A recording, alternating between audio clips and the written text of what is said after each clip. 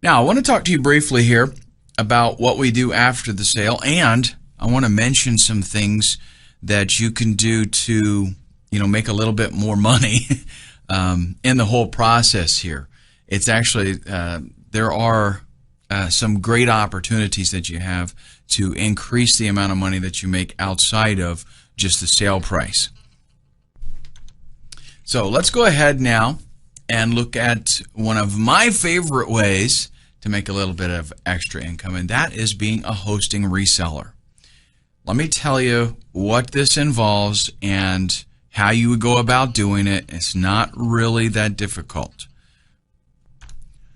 First off, what a hosting reseller is you go to a big hosting company like HostGator, for example. You sign up with a special reseller account. There's no cost to do this. And what that reseller account allows you to do is set up other accounts and then resell that. It's kind of like you're your own hosting company. So when your customers would come to you, they sign up for an account. They don't know that you're actually just reselling for HostGator. So it's a little bit better than an affiliate relationship because, if people stick with you, then you have the potential there for recurring income on an indefinite basis. Okay?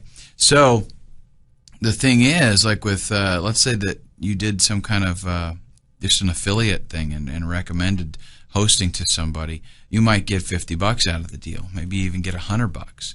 But over the long run, being your own hosting company, you stand to get a whole lot more.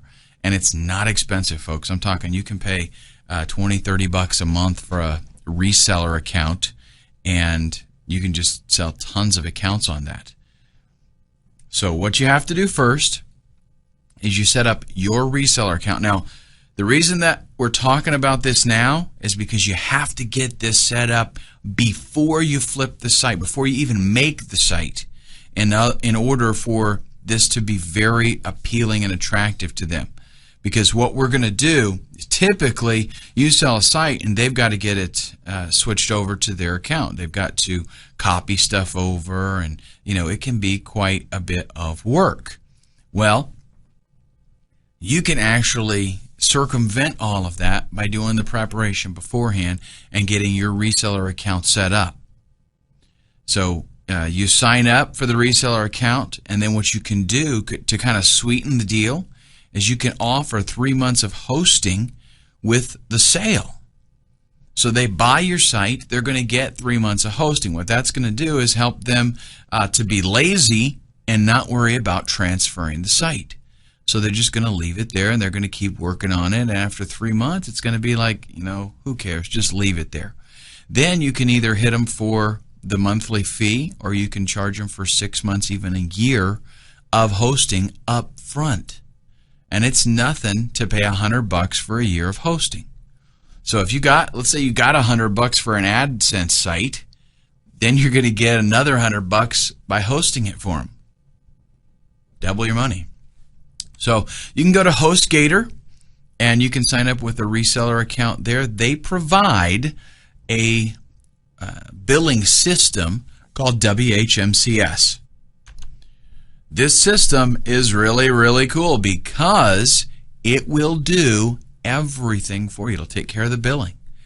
If you've got, let's say you got a merchant account through Authorize.net, a credit card processor, you can set that up in there. Let's say you want to use PayPal, you can set that up in there. And it'll take care of doing the billing, like sending customers invoices when it's renewal time and managing domains and all that kind of stuff. It's a really cool, powerful package. What you do is actually you will set up your reseller account. You will have WHMCS installed, and once you have that working, then whenever you're going to do a new site, you create a new customer. So you create the customer, you give them a hosting plan, and then you register that domain that you're going to flip. And, I'm talking about if you're starting over from scratch, right? And then whenever a time comes to sell that, flip that site, you are so set, because all you have to do is go into the customer account, change the name to the person who just bought it, send them the details, and they can actually log in right there and manage everything. They can enter payment information if they want to pay for a year up front. They can do everything. The billing system totally runs the whole show. It's a really cool way to go. Another bright side to this is, let's say you've got existing sites. You've already got sites there. You can still create an account, create a user account, get them a hosting account on there. And I recommend you do a new account for every site that you have. And it doesn't cost you anymore. You can have as many accounts as you want because you're a reseller. You're paying for one main account, and you create as many of these little sub-accounts as you want to.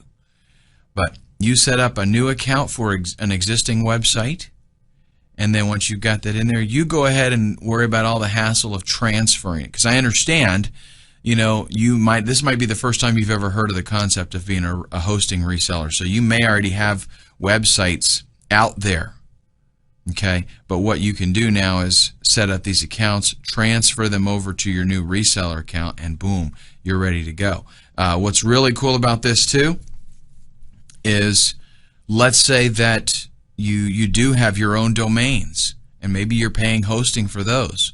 Maybe you're paying $10-15 a month for hosting for different accounts. You don't have to do that anymore because you're your own reseller. You can sign up your own account, set up your own account, and you don't pay another dime. Okay, so really pays for itself. If you've already got websites, this totally pays for itself, just having it. Plus, then you get extra income. Now, other ways that we can add some revenue: offer support services. And you can just put together some nice, attractive bundles for people, especially that are new to this. And you're going to find that a lot of your customers are newbies.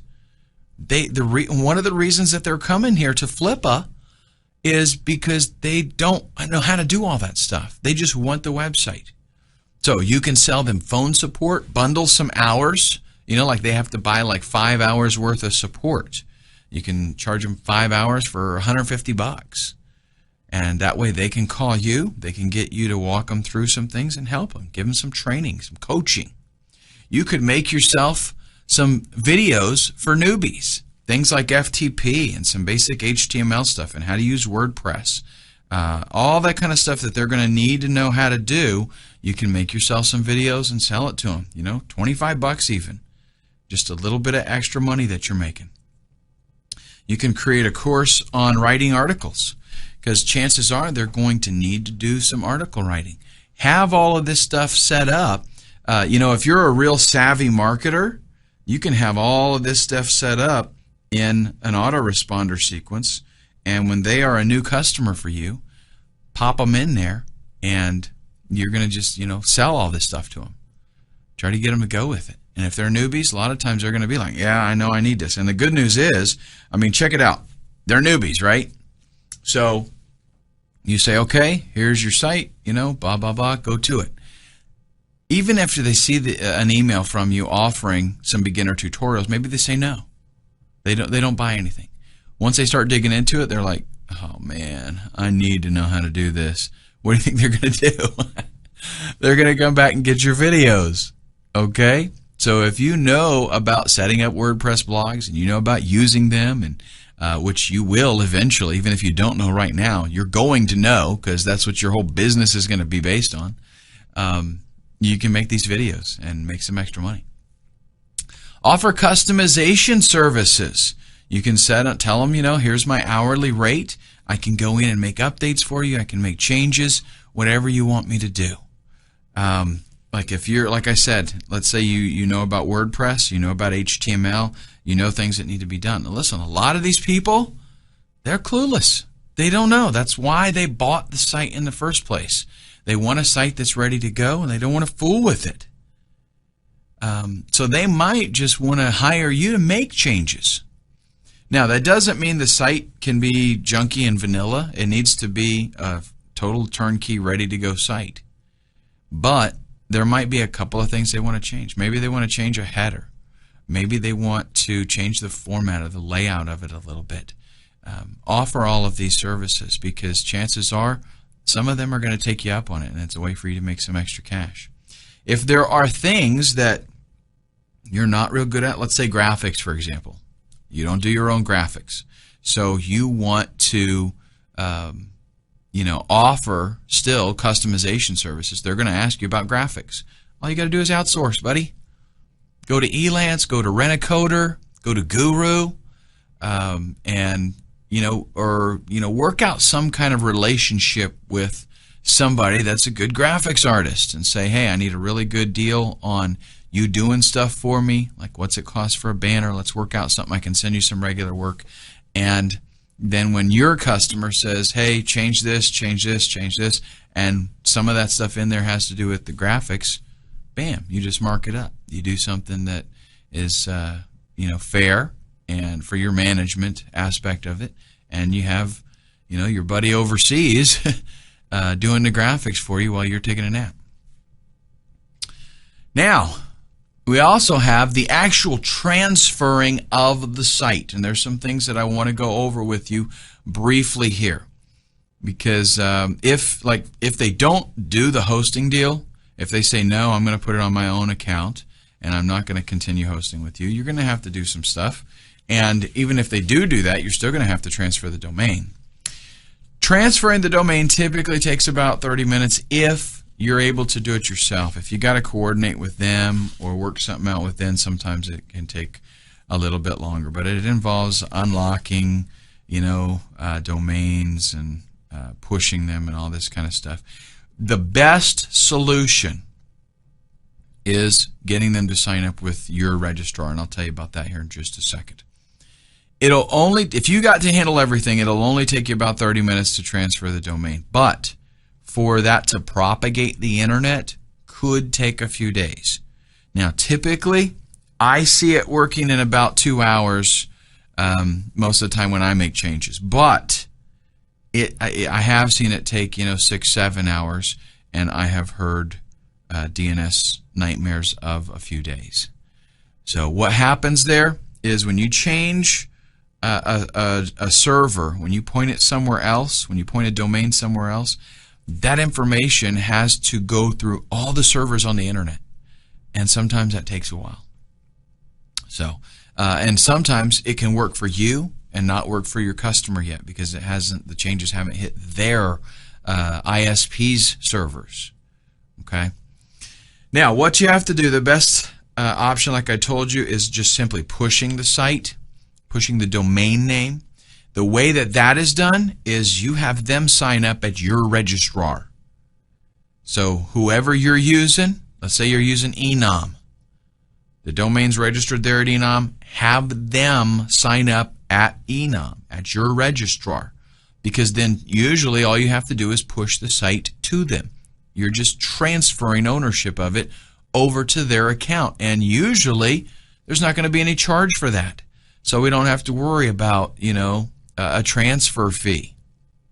If they're signed up with your registrar, boom, it just gets pushed over. I know with Enum, it's a piece of cake.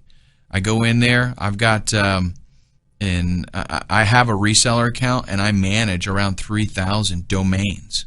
But whenever I want to transfer a domain to another Enum user, just select it, push, type in their ID, and boom, done. Now, what you will want to do is give them FTP access, possibly. You don't have to. You might be leery of doing that, but you can set up an FTP account and give them access so that they can go in and they can grab files that they want to. Again, this is assuming that they're not going to host with you, so they've got their own account. They can go in there and they can grab it. Give them 10 days. Say I need you to have this off of there in 10 days so that I can close that account. Now, there's a lot involved in transferring a site. That's why I say if you have it on your account, on a reseller account, and you can offer them the convenience of just continuing that, a lot of times they're going to take it because it's a lot of work, and you're about to see how much work it is. I mean, it's not that it's really hard. I can do it now fairly quickly, but there are a lot of steps, and to a newbie, it's going to seem very overwhelming. Okay, You've got to copy everything that's in the public HTML folder. So you've got to download that. Then, if you've got a WordPress installation or something else that happens to be used in a database, you've got to copy those databases. And the way that that is done is by logging into your cPanel, go to the MySQL databases. You're also going to be dealing with phpMyAdmin. Okay, so you go in and you see how many databases you got, which ones are going to have to be backed up. Go into phpMyAdmin, select the database that you need to grab, choose the export column, and then select all. Choose SQL. Some people call that SQL. And then save as a file, and then click Go. What that does is back up the database. It gives you a copy of the database. Then you'll have to go to the new server and import the database. Okay, so let's say, for example, we've got a WordPress blog. It's got content on it. We want, maybe it's even got users signed up, comments, all this kind of stuff, and we want to transfer all of that. So this is the way that we have to do it. Unless, well, I'll tell you in just a second. You're also then going to need to have WordPress installed on the new server already, and then you go into the wp-config.php file on the new server and update those database details, username, password, database, all that kind of stuff, after you have done the import. So it's going to go in then and grab the information, and everything should work, fine and dandy. Check this out, though. That's a lot of work. If you're going to be flipping sites, I totally recommend that you get a product called WP Twin, because what this does is, you may not be aware of this. If you do use WordPress, there's a backup feature, an export thing in WordPress. That does not give you everything. That does not fix your problems, believe me. Okay, it doesn't back up everything. If you use WP Twin, though, it is used to clone databases, WordPress databases. So what you can do is literally, check it out. Do a Google search for WP Twin. Watch the guy's video. He made this plugin type of thing. It's like a script. And all you do is upload a file to the old server, run the file, it backs everything up. Grab that. All you have to do is then go to the new server, just create a database, just a generic database. It doesn't matter. And then a WordPress installation, sorry. You create the WordPress installation, then you copy a little file up there and copy the backup up there. You run that file, and it replaces everything in the new installation with the old one. Boom, you just moved the whole WordPress site. And I do mean everything. Everything. Really awesome. Saves me, I couldn't even tell you, hours that program saves me. Now, some other things that we might want to consider. Do we have any email autoresponders on this site? Okay, are there email messages in a sequence or something? We're going to want to talk to them about that. Maybe give them copies of those email sequences so that they can put them on their autoresponder. Let them know which autoresponder service you're using, so that if they have an Aweber account, they'll be able to just update some stuff, create a list, update some numbers on the page, and boom, everything still works for them. Are there any special directories, maybe applications that you have running, or other things that wouldn't normally get backed up in the public HTML, like special scripts or something? Those are things that you'll have to consider so that you can get those moved correctly. Are there any redirects set up on this page? A lot of times, affiliates will set up a redirect page that is going to, so that you can give out something that doesn't look like an affiliate link. It looks just like a here's mysite.com recommends. If you have something like that, you're going to have to configure that also. Let them know about that so that they can make updates to it, so that they are, signed up as an affiliate for whatever offers those are. Also, do you have any cron jobs that are required to automate some processes? Now, a cron job is something that goes into your cPanel, and it's a special command that you specify how often you want it run, and then it'll run them. Maybe it's to do a database compact, or to send out emails, or check users, whatever. There's all kinds of things that cron jobs do, backup things. So what you got to do is go into your cPanel, go to cron jobs, and see if there are any cron jobs there. If there are, you're going to want to copy those and have them installed on the new server as well, so things keep running. Okay, especially if it is something that has to do with delivering files, or doing billing stuff, all that. A lot of times those have cron jobs. Now, what you can do is, of course, offer a lot of the services here to them for an additional fee. Tell them, I will move all this stuff over for you. And you got to kind of feel out the customer. They might expect you to do that anyway, but really they're just buying the domain and the content that's on it. So them actually getting it over and installed on their server, their hosting account, if they're doing it that way, that really is their responsibility. So as a business owner, you got to feel things out. Is it worth making a bad customer relation here by not helping them, or that's assuming that they expect you to help them. Most people, though, do understand that they just bought the site and they got to move it over. So you can offer these services for an additional fee to help you make a little bit more money and take advantage of your time.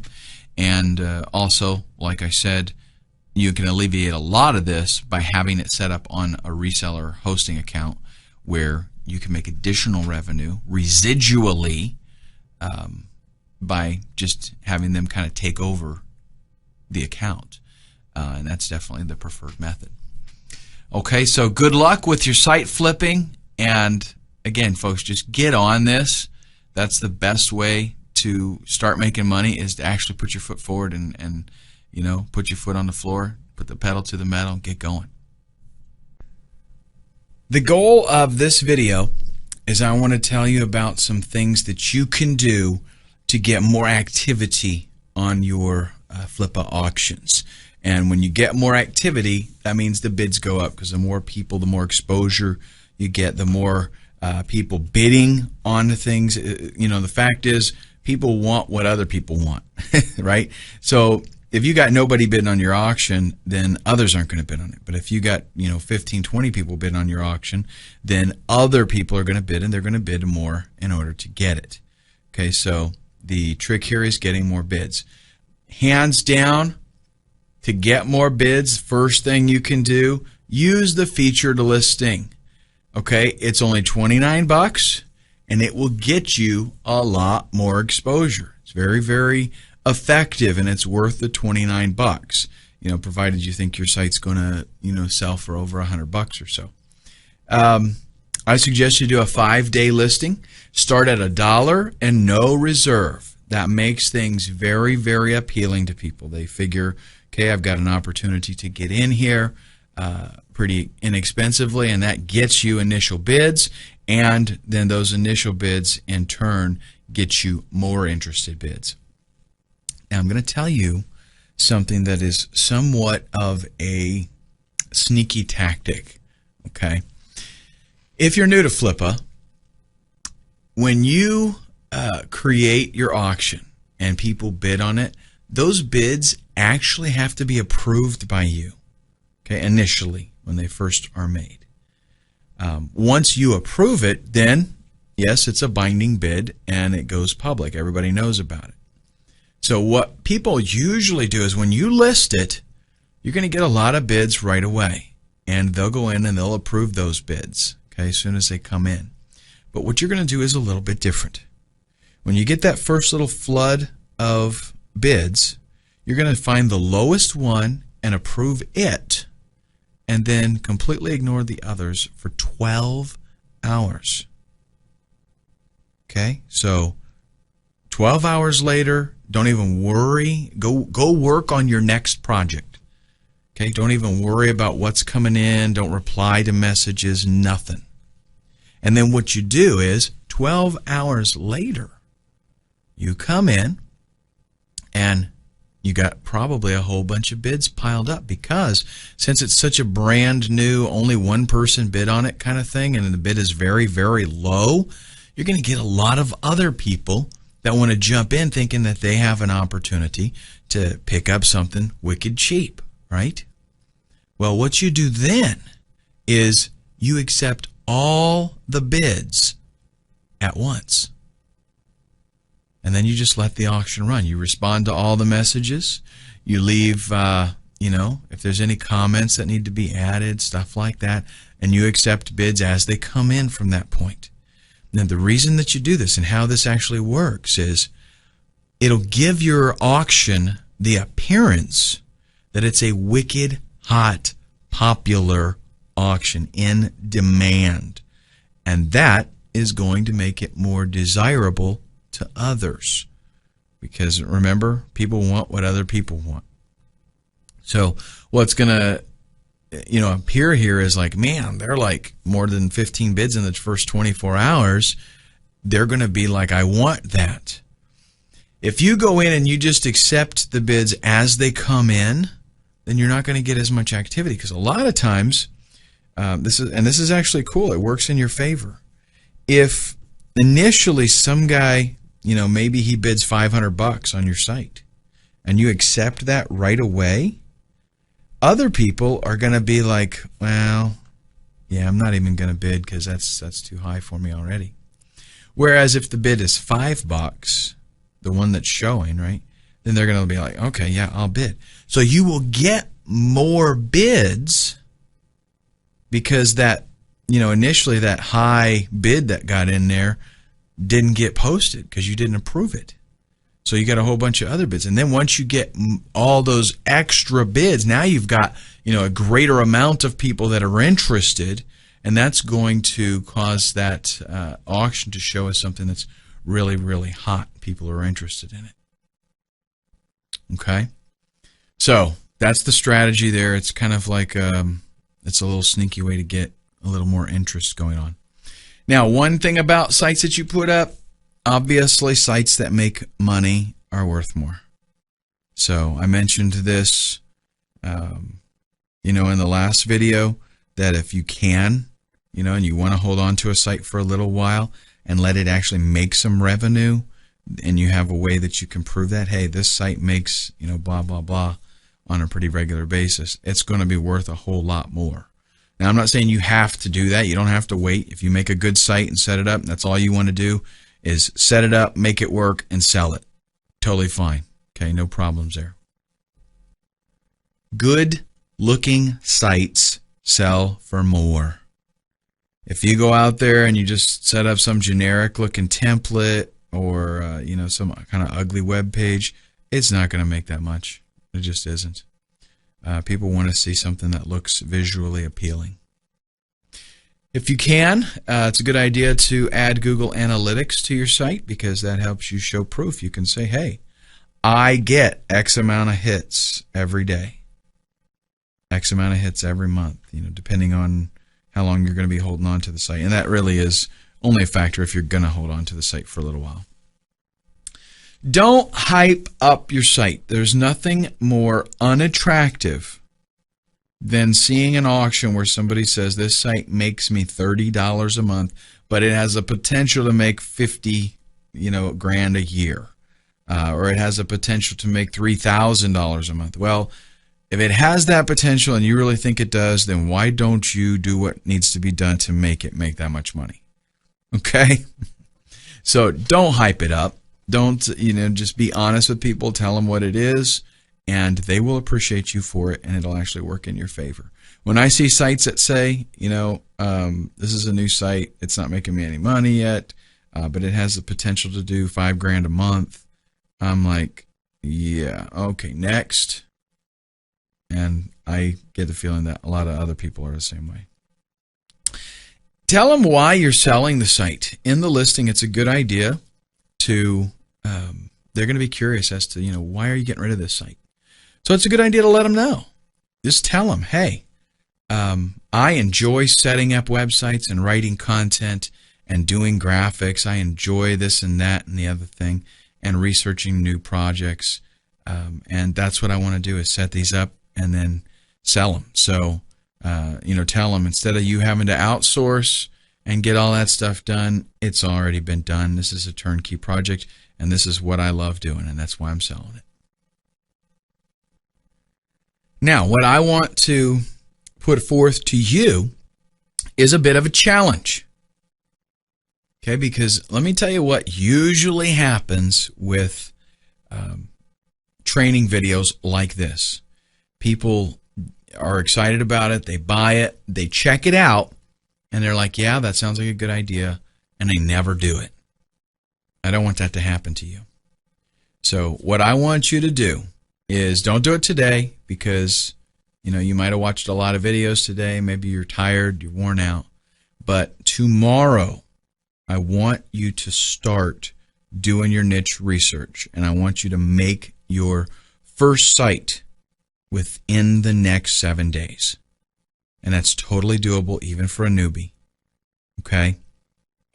Go out there, do your niche research, do your keyword research, qualify the niche, make sure it's a good competitive market that you can rank for, just to add value to your website, and get a PLR product. They're very inexpensive. Just go to Google, do a search. There's tons out there.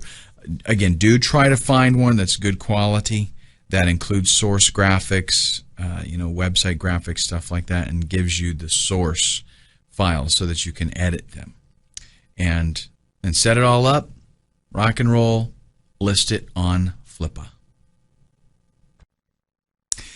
Now, there's some things I want to talk about in regards to you being successful selling on Flippa, because you've got to approach this with the right attitude. This is a for real business, okay? Myself, and I know a lot of other people that make big money flipping sites on a regular basis, like as in full-time, that's all we do kind of stuff, okay? So with that in mind, on Flippa, just like on eBay, okay, it's an auction environment, and just like on eBay, you have a reputation.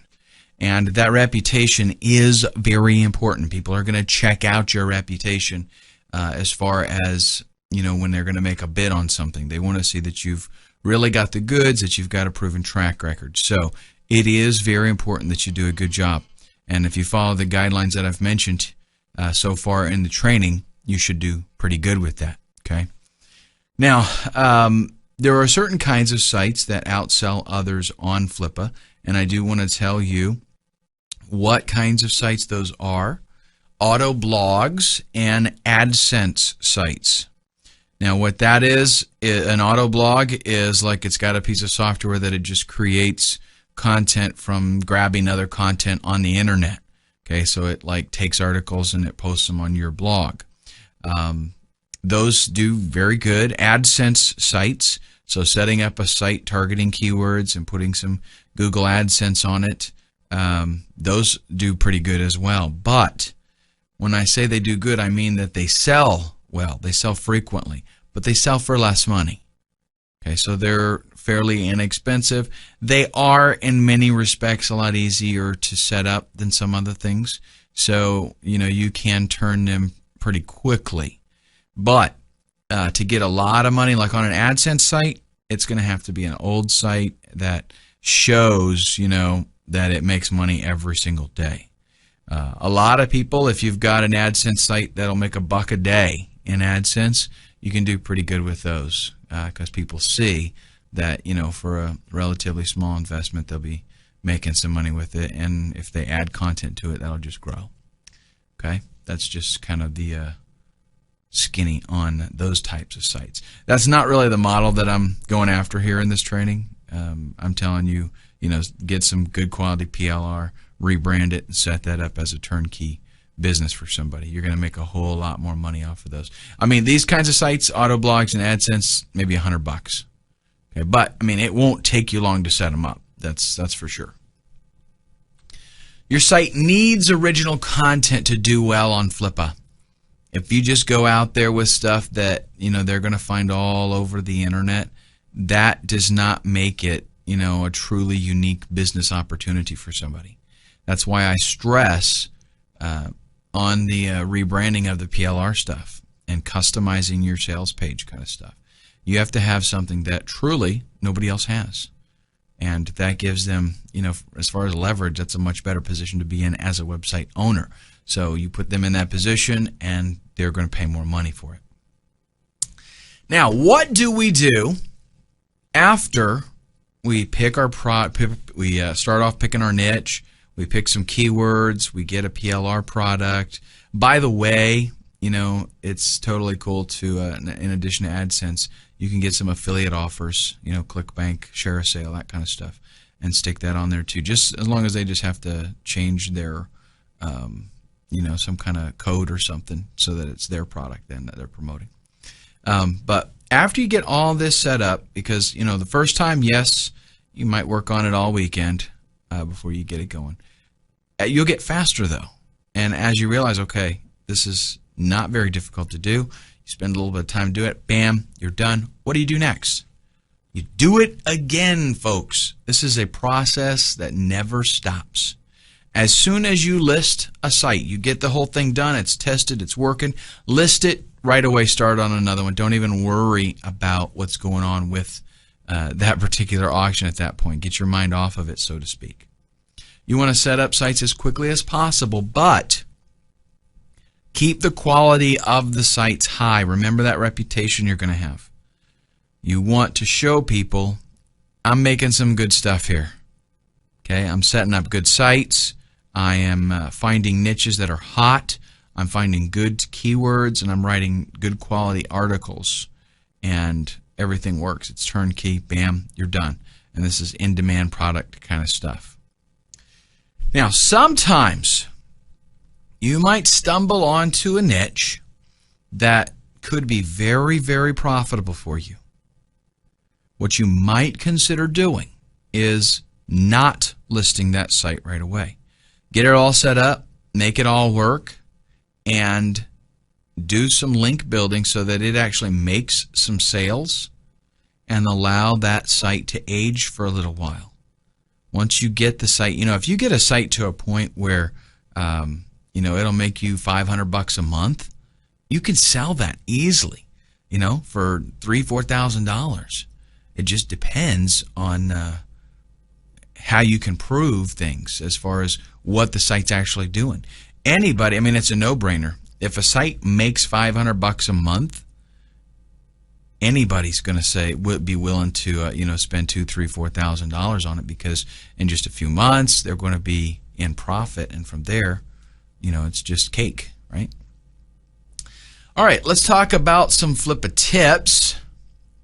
These are very, very, I tell you what, let's save this for the next video, because this is going to be pretty extensive. I'm going to spend a good bit of time on this because I got some things to explain. So we'll take a look at Flippa tips in the next video. Simple website process here, but a few tips that I do want to give you so that you don't, it doesn't come back and bite you later on. First off, you need to register a domain utilizing keywords. Okay, you did your keyword research, try to get some of those keywords in the domain, or if it's a new product that you made, right, with the PLR thing or whatever, the new title that you've got, see if that's available, maybe. I always recommend try to stick with the .com as the suffix there, because those are the best selling. Now, you want to sign up for a brand new monthly hosting account. Here's why. You don't want to put this on your own,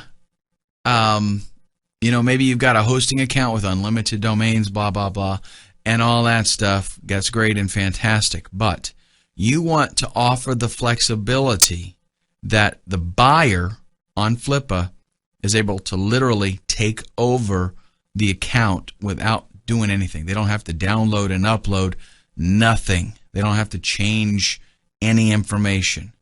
Other than changing the registrar information, but that can all be done right there in the hosting account. Okay, so once the transaction's over, you give them all of the information that they need to log in, and they can update their own registrar information there on the site. But that's all they can do their own payment information, everything. It's literally just a little swap, and that's very convenient. Okay. Once you get that up, then you're going to upload your site. You want to set up everything and make it fully functional. What that means is very simple. Do PayPal, right? PayPal's super duper easy. Configure a PayPal buy button, do the download page, thank you page, whatever. Just make everything where it really works, just like it's supposed to. It's turnkey. Somebody comes to the site, they click the buy button, they pay, they get taken to the thank you page. It just works. Okay, make sure all of that works. If there's an autoresponder, if there's an opt-in box on there anywhere, make sure that that's plugged into your autoresponder so that they can see, bam, this really is set up, functioning, everything works. And then all they've got to do is come in and make changes to maybe the PayPal button. They create their own PayPal button, and they make changes so that it goes into their account when the purchase is made. But that's the only change that they have to make, right?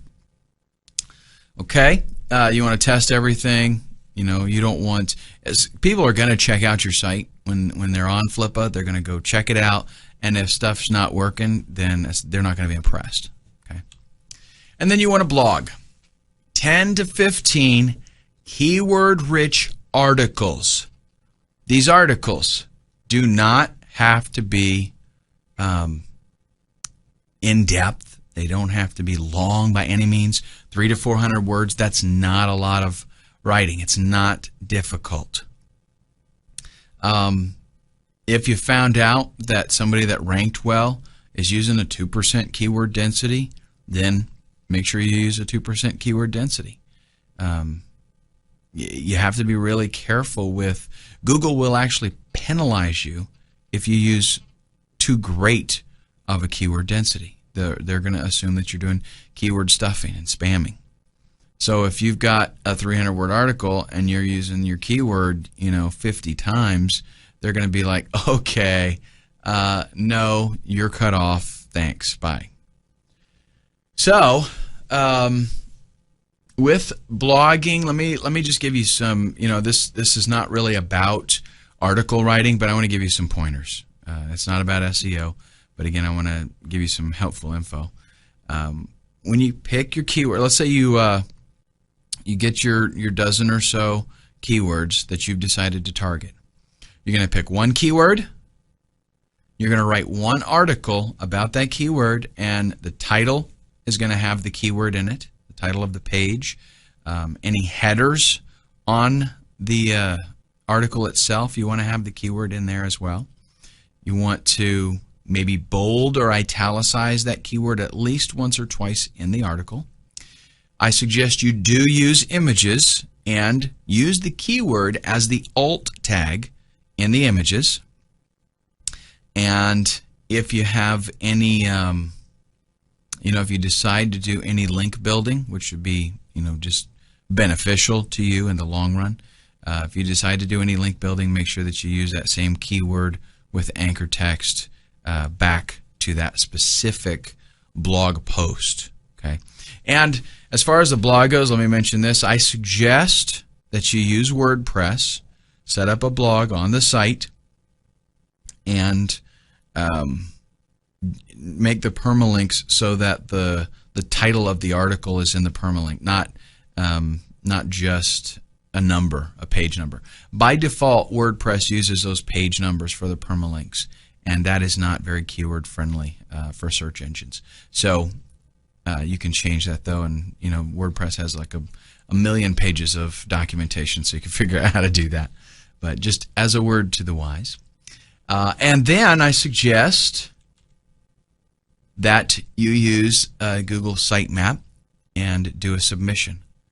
Okay, what this is going to do is create a layout of your website that search engines are going to absolutely love. And it gets Google to crawl your website right away. okay, which is cool. That means you have a really good chance of getting indexed very quickly. Do that after you have the 10 to 15 articles, though. And it really, depending on, I don't know how much you like writing. Me personally, I can sit down, if I have time, I can sit down and write a ton of articles fairly quickly. I'm pretty proficient at it. If you like writing, you can knock all these off in a day. If you don't, try to at least do 1 or 2 in a day. If you're gonna go ahead and devote an evening, to your business, try to knock out a couple articles in that time frame. Okay. All right. Up next, we're going to talk about selling on Flippa. I'll give you some tips and how you can get more money for your sites. Okay, so here is a PLR product that I purchased, actually in a package of PLR products. It came with, graphics and content, things like that. Everything basically ready to go, PSD format. That means, for those of you that don't know, PSD is a graphics format for Adobe Photoshop. And that just means you get the actual source graphics and then you do with it what you want. Okay? And this right here is a template that came with the package that is an e-cover, kind of e-book looking thing, for like a DVD case or something, or you can make a little book with it or something like that. And this is the graphics that came with it. You'll notice, and again, this is not going to be a Photoshop training, folks, okay? I am just going to show you that what I get here is all the different elements. Okay, here's the different elements of this package. Those little birdies, the text elements that are in there. Let's find a title here maybe. The coins on the ground. Okay, they're all the treasure chest. They're all little elements that are all different. Okay, and then put together, it's called a composition. It's a bunch of different things together, makes one, final visual product here. Well, here's what I did, and again, just go in there, tweak some things, change the title. It took me about 15-20 minutes. Bam. Okay, completely new product. I changed the title to Twitter traffic. I rearranged the little description thing that pops up here, added it to the spine, changed the spine up, made my little birdies green and have many more of them, right? Look, I just duplicated them. Made it like they were saying all this with the little box there. Changed the overall color theme to that green color. Simple to do, 15-20 minutes, completely new product. So that is all that it takes to make the switches so that you've got a new product. If you've got content that you're dealing with, you want to do the same thing. This package also came with a web template. I would want to do the same thing with that web template. Match this new theme that I've created here. And if there's sales copy, I want to go through that. I want to configure that so that it's more customized towards me. Okay, you can throw in some of your personality, stuff like that. But the bottom line is, this is actually not very difficult to do, and it totally sets you apart. So now you're going to have this product set up on your new website, and you're going to set that on Flippa, and bam, it's like somebody can walk in to an instant website and product with content, and it's all customized. They're the only ones truly that really have that exact product. All right, up next, we're going to go through the process. I'm going to tell you basically what it is that you want to do to get your website up and running after you've got the product all customized and ready to go. I want to first just kind of go over what private label rights is so you have a really good understanding. Just in case you don't, just in case you don't know what it is. PLR stands for Private Label Resell Rights. It means that somebody creates a product and then they offer it for sale, but in a special, very, very special way. Typically, you go out and you buy a product, right? And you can use that product yourself. You can't then copy the product and sell it to other people, right? Well, with private label rights, you can.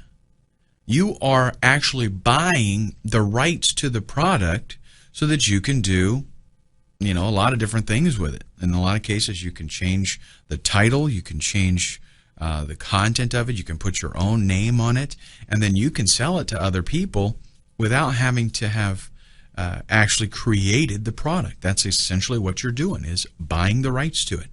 And don't worry, it is actually totally legal. You can't buy rights to every product. Some people sell their product and that's it. They want to just sell the product to end users. Others create products for the purpose of you being able to buy the rights to it. So yes, a lot of times you have to pay a little more, especially for the good quality stuff. A lot of times this stuff will come with a website.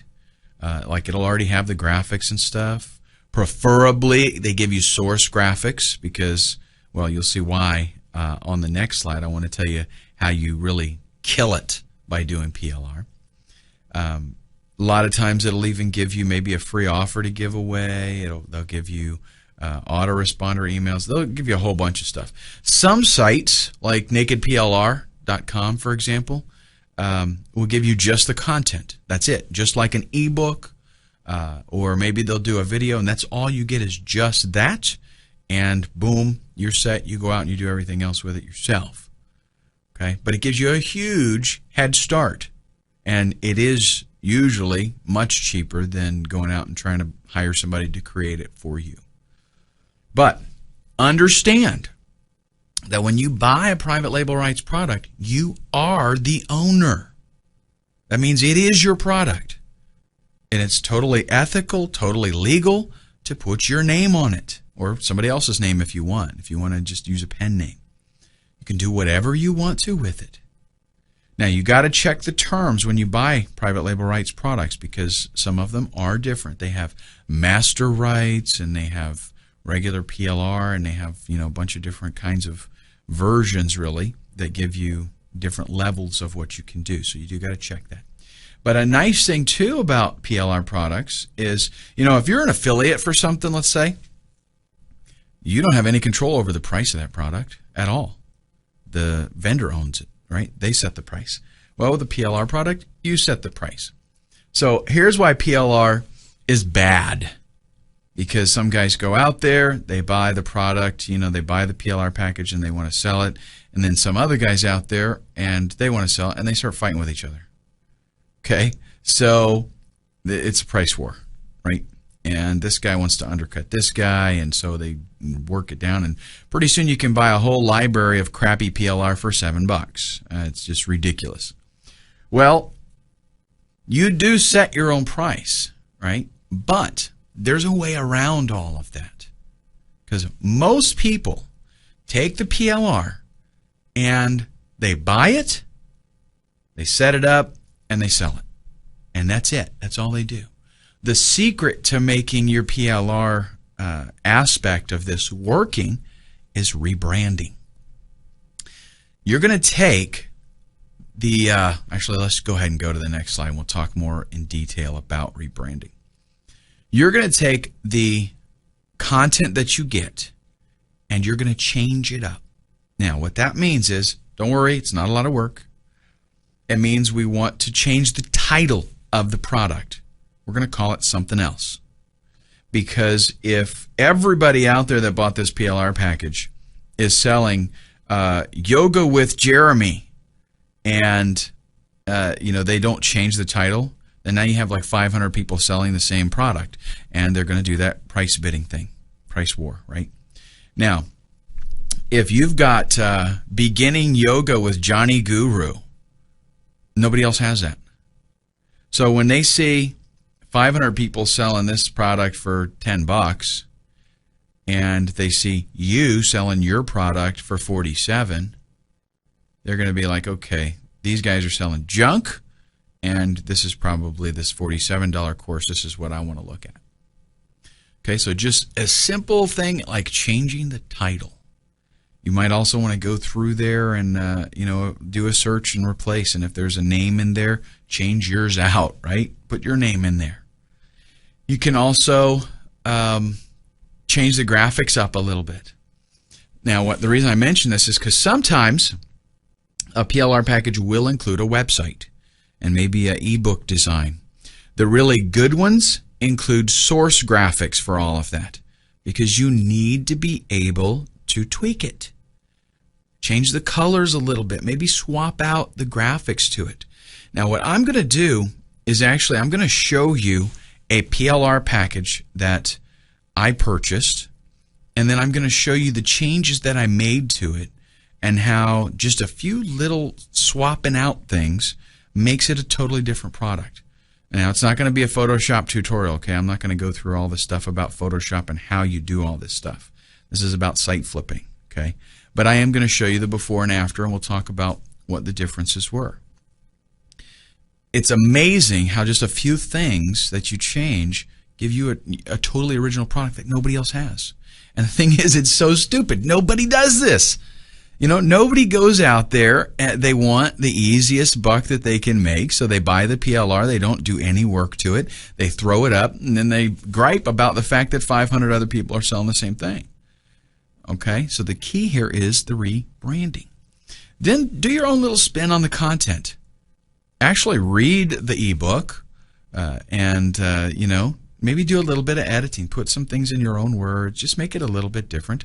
If it comes with a website that has a sales page, definitely go over that sales page and change it up. Customize it. I would much rather start out with a 1,500 word sales page, and I go in there and just read it and tweak it to make it my own, than have to write it from scratch. I guarantee you that. I mean, it's a lot more work writing it from scratch. But truly make the package your own. Try to do every little thing that you can do just to make it different than everybody else that's selling the PLR.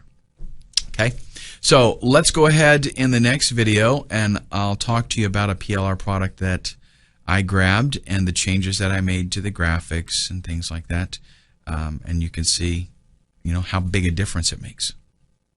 Our next step is to do some keyword research, and this is for a couple of reasons actually. We want to find out and verify that yes, there is competition out there. There are people that are bidding on the keywords that we're targeting, and that means that they're willing to pay some money, so that means that it's a profitable niche. Okay, if there's nobody bidding, if you get into a niche or you get an idea and you go into these tools here and you find out that, hey, nobody's bidding. If you go to Google and you type in the keyword and there's no ads, not a good sign, folks. That means nobody's making money at it. And the chances of you finding, an undiscovered market, not good. So we want to verify that there are, things out there that that there are people out there trying to make money with this, and they're making money. And we also want to kind of assemble a list of keywords that we are going to be targeting when we put articles on our website. Okay?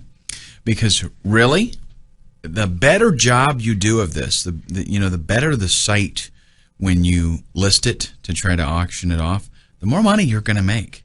And people are able to see, they'll go there, and at least people that know what they're doing, they're going to go there to Flippa, and they're going to check out your thing, they're going to check out the site, and they're going to know, okay, they know what they're doing, and this site's going to do well, right? So, very, very important.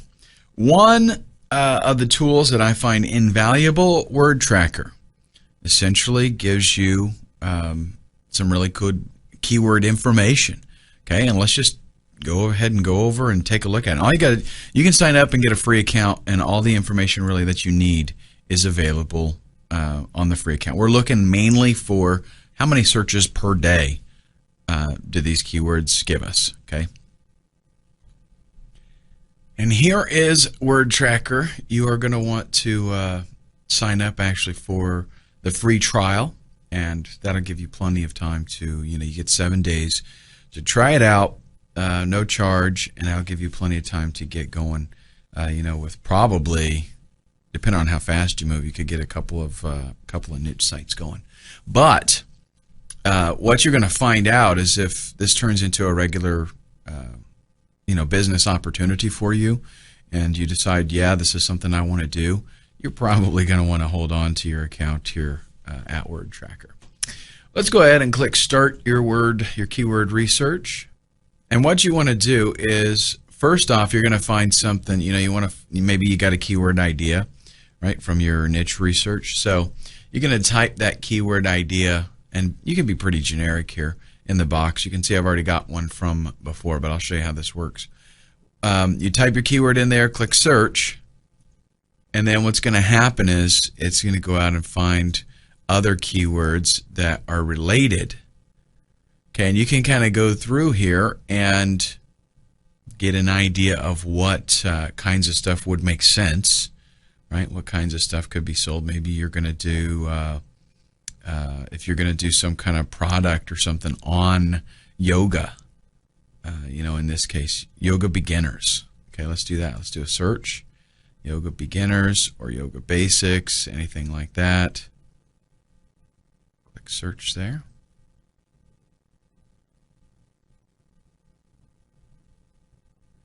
Okay, so yoga beginners here. Have a few options here. Nothing really that you want to probably fool with, but let's scroll down.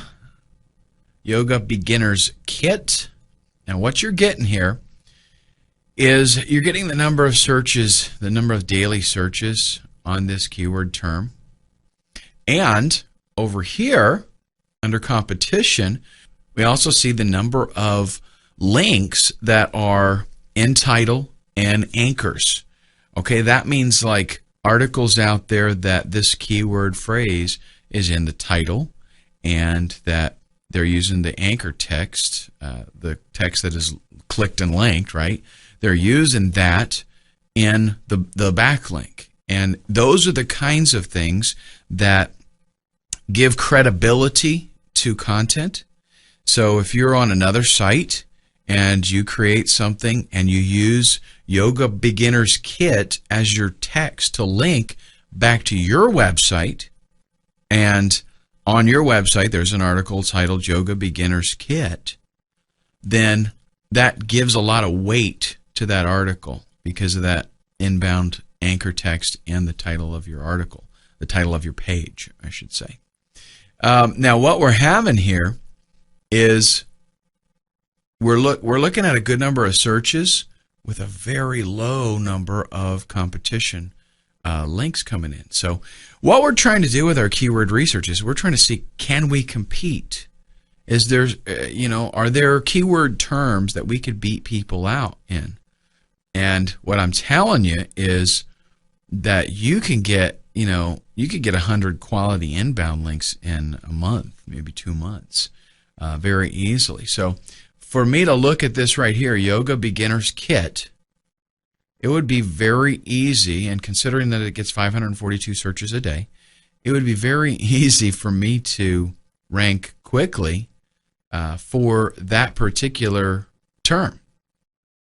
Okay, and you can see we've got a very high KEI score, and that's like, it's a special index that's telling you the ratio of searches to inbound links. Okay, but now you got to take this with a grain of salt, because if the keyword phrase is totally worthless, then there's a reason, why there's not a lot of inbound links in competition. In this particular case, though, Yoga Beginners Kit, I think, is actually a pretty good one. So especially if I've got a yoga PLR product that I'm going to do, then that would be totally awesome, right?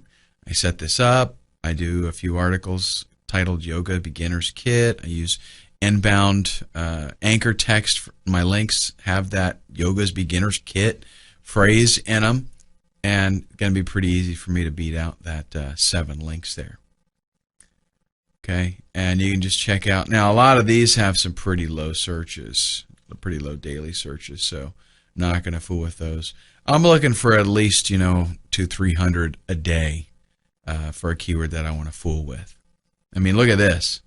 Yoga for beginners, 100 searches a day basically, and competition crazy high. Not even going to go for that. Almost 5,000 links in title and anchor text. Almost impossible to beat that out. Okay, let's do another one. Let's do Photoshop, one of my favorite pieces of software. And we would do maybe Photoshop tutorials. Let's do that. Let's say that we're going to get a PLR product that is Photoshop.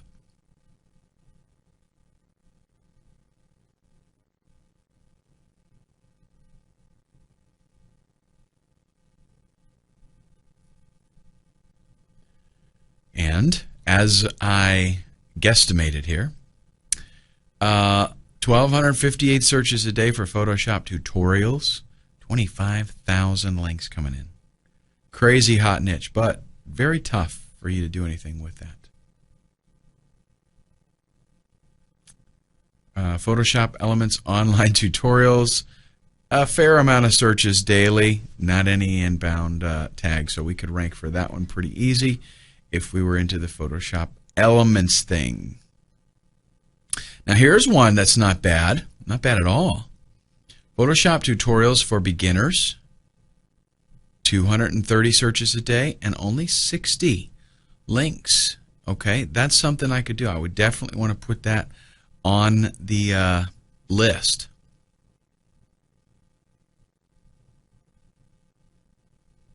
And maybe even Photoshop CS5 tutorials. That one's kind of borderline. I don't like the daily searches there, but it probably still would get us a fair amount of traffic, and it would look good. So you get the idea there with that. We're looking for keyword ideas. We're going to get maybe, you're going to write like a dozen, maybe 15 articles, so you want at least that many keywords that seem like, yes, it's possible for me to rank for this, for the site to rank for it and make it look good. Now, another tool that I want to mention, I'm not going to demonstrate it, but because it is something that you do have to purchase, and it's not exactly cheap. Micro Niche Finder. I do use this pretty regularly because it kind of simplifies the way the whole process works.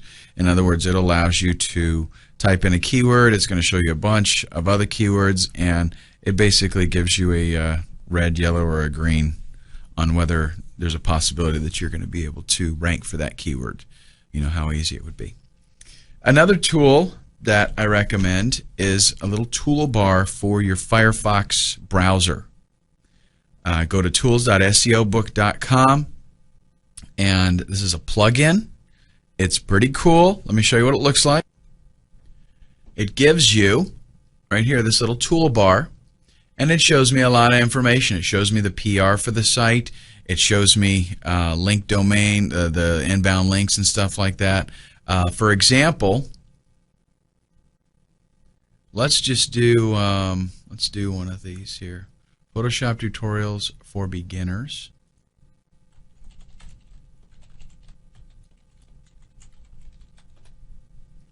We'll just do one of these, and I will take the first free. Actually, this one would be better. Let's go back to this one. This has the exact phrase in the title.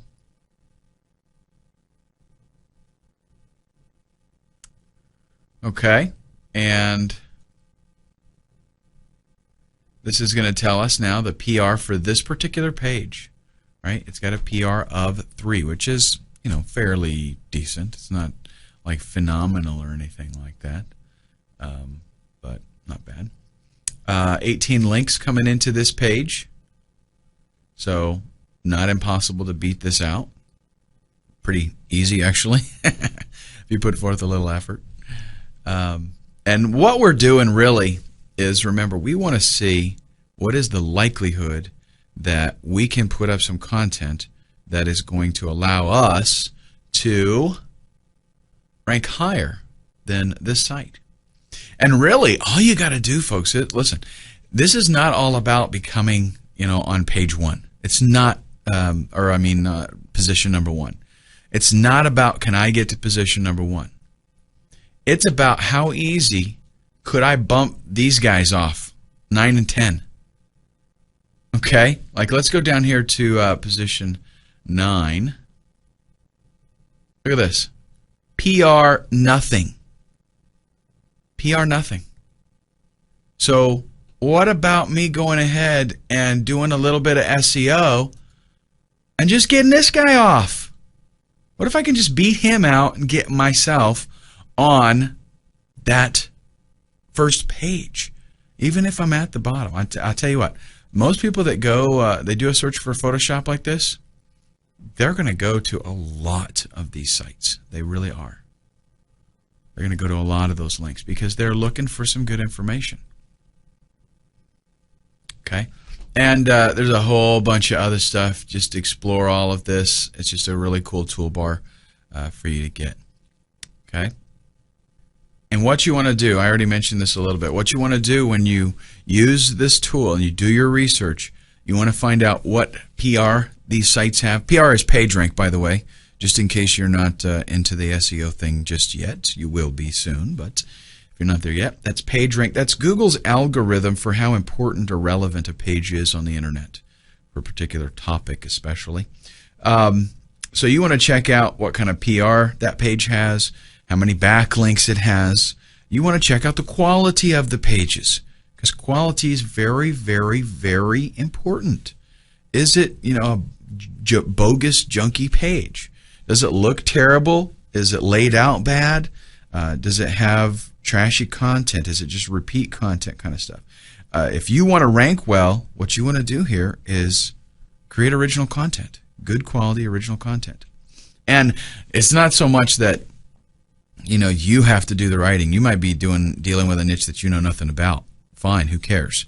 You hire some guy, for $15 to write 15 articles, good quality articles. Find them on Elance or Rent-A-Code or something like that.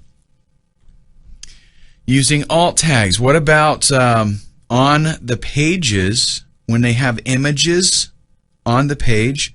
Are they using alt tags that have keywords? This is a major. What you're trying to do, remember, is how can I beat out these other guys with better SEO?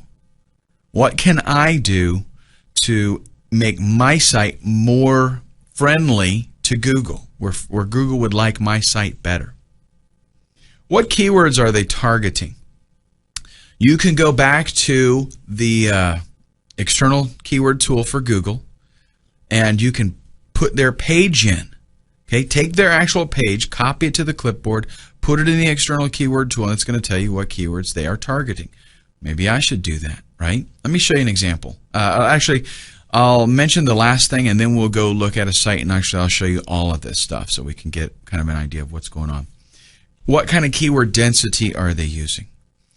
Because if they're at position 9, they did something good enough that Google likes them enough to put them on the first page. So we want to kind of mimic, we want to see what they have done and what we can do better. Maybe their keyword density was only 1%. Let's try to bump it up to 2% and see if that's better. What that means is, out of 100 words, if we're going to target 2% keyword density, out of 100 words, we're going to take our targeted keyword and we're going to use it twice. Now, let me give you a little tip here. A lot of times in writing, guys get crazy with the keyword density thing and they say, okay, I want to do 3.1% keyword density and Google's going to love me. But what I have found is a lot of times, if you keep that keyword in mind and you write for human beings and you just use that keyword when appropriate, again, you focus on the keyword, you do want to have it in there, but you don't overkill yourself. You just write for people. Then the search engines do love it, okay? But you want to make sure at the same time that you are using your keyword enough in the article. So let's take a look now at, I'll evaluate some of these sites maybe, and we'll look at what's going on, and you can kind of get an idea what to look for. So here we've got this first one. The keyword phrase, number one, is not totally, the search phrase that we looked for in this case, not totally in the title, but just parts of it, really. PR is pretty high. It looks, I don't know, it looks like a kind of a decent page. The problem is it's more like a directory. It doesn't have a whole lot of actual text content. And look at this. If I hover over the images, I'm not getting anything. No alt tag being used there. If I wanted to see what keywords were being targeted, I'm copying that to the clipboard. Let's do the fastest way I find to get to the external keyword tool is to just search for external keyword tool, because it's a long URL to actually get there.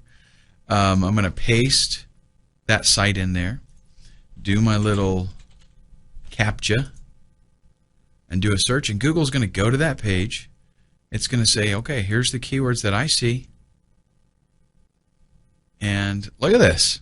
A lot of irrelevant phrases. How to make a web. How to make website templates. If we're doing Photoshop tutorials, this is not a very well targeted page. How to make web template, text effect. Yeah. It probably wouldn't, the content on there, not very good. Not very relevant, I should say. Let's back up. 12 beginner tutorials for getting started with Photoshop. And let's do the same thing with this one.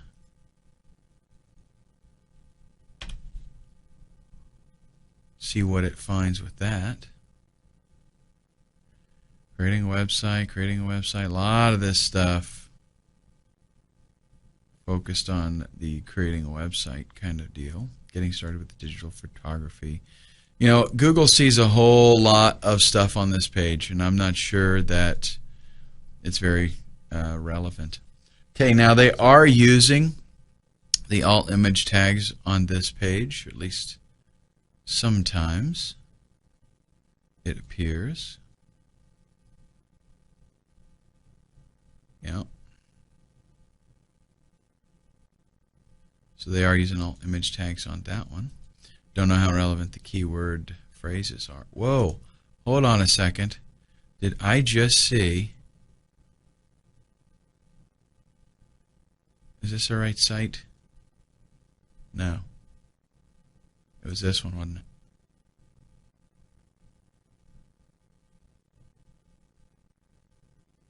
There it is. Personal sub. Is that cool or what? I'm going to bookmark that. I got to come back to check that out later. Got to get me one of those. Okay. Let's check out. Really, again, we want to focus on these ones on the bottom, because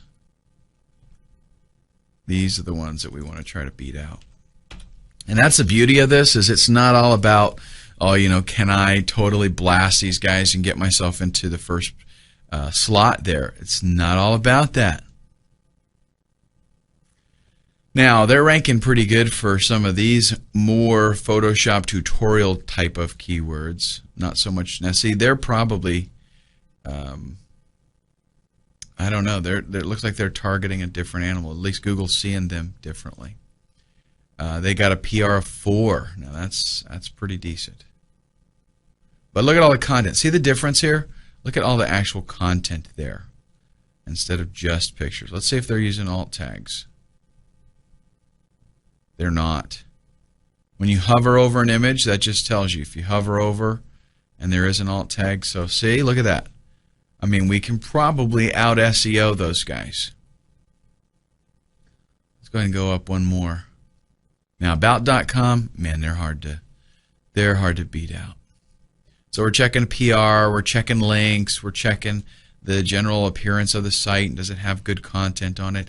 I find actually a lot of the about pages are it's kind of strange because it's not, you know, the first page that you go to a lot of times is more like a little directory with a ton of ads and links to other articles. It's not so much an actual article.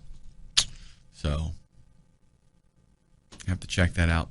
Keyword density again.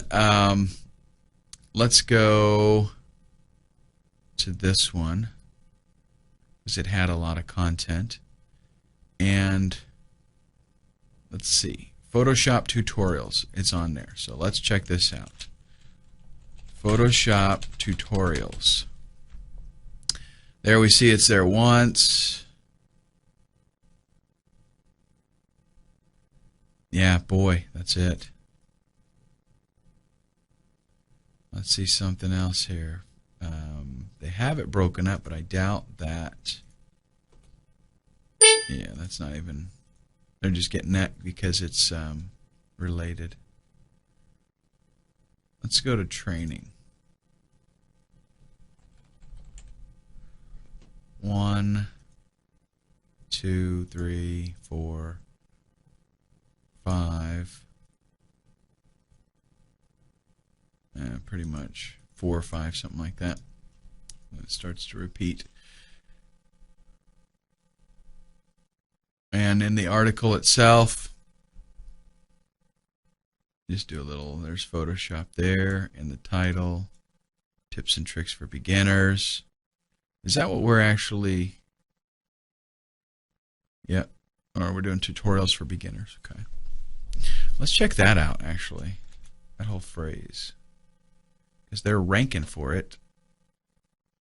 Actually, let's just do beginners. There's one, and just the one. So see, if we actually went in there and we targeted that particular phrase and we put content that used that phrase, they're not even using it a whole lot, okay? So we can out SEO them pretty easy. We could go out and maybe do a little bit of article marketing and get some links back to our site. Again, the more work we do beforehand, the better the site looks to a buyer, and the more it's going to be worth to them. Now, I don't know about you, but I absolutely love using Microsoft Excel. I keep a lot of information about keywords in here, you can see. So when I'm doing my research, I'm compiling data. So I recommend that you do the same because, sorry, I forgot that's out of the window for you, because this is a way for, and I know, hey, this is a little bit of work, right? But listen, it's you're putting some sweat equity into a business that is going to allow you to make more money. The more work you put into this in the beginning, the more money you're going to make, because the more the site is worth. If you can tell, and you're listing on Flippa, if you can say, hey, I've done this and this and this, I've written articles at directories and they're pointing back here and those links will remain there.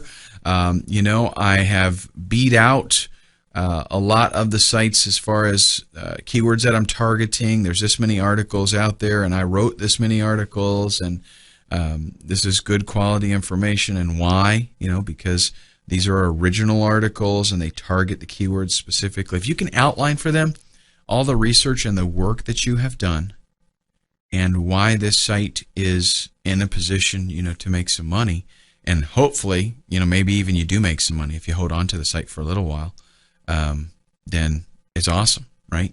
That it's going to be worth so much more to them as a buyer. It means you get more money. All right, now, up to this point, it's been pretty straightforward as far as what we should do for research and picking the niche that we want to be in and making sure that it's going to make us some money. This is what normal people do when they're going to flip sites. But in the next video, we're going to do something that is a little bit different, and it involves PLR products. One of probably the most popular questions that I ever get is about finding hot niches. And fortunately, it's actually a very simple thing to do. You've just got to go out there and see what kind of content is there and find out what people are searching for. And it's actually very easy to do. There's lots of tools available for you. When you find a hot niche, then that's the pot of gold at the end of the rainbow. So that's why devoting a little bit of time to this, initially is such an important thing. It doesn't take any more work to create a website based around a hot niche than it does to create a website based around a dead niche that nobody's interested in. So you might as well do a little bit of research and do it right the first time so you maximize the value of your site and how much you're going to be able to make off of it. Now, first thing we'll take a look at is about.com. One thing that you can do there that's pretty cool is use the sitemap just to see what kinds of things are being written about at about.com. So let's go ahead and hop over to our browser and we'll take a look. Okay, so here we are at about.com. And you can see kind of nice here, actually. They got their topics that you can check out. So tons of different categories. If they've got a category here, it's hot. I mean, that's the way it is. All right, let's go to G. Golf, gourmet food, guitar. Okay, I happen to know all of these niches, graphics software, graphics design. All of these are hot niches. Health, losing weight, relationships. I don't know if that would be under here. No, I don't see that. But you get the idea. Anything that's in here, it's hot. What you can do, though, scroll down to the bottom and click on Sitemap. What you get here, I mean, this is so cool. Look at this. Tons and tons and tons of niches. Okay, so what's really nice is, if you don't know of anything you'd want to get into, you can't think of anything off the top of your head, just come here. I mean, bam, that's it. Weight loss pages. That's where the weight loss stuff is at.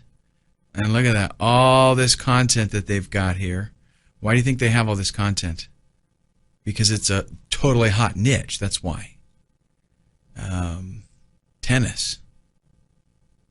Tennis pages, hot niche.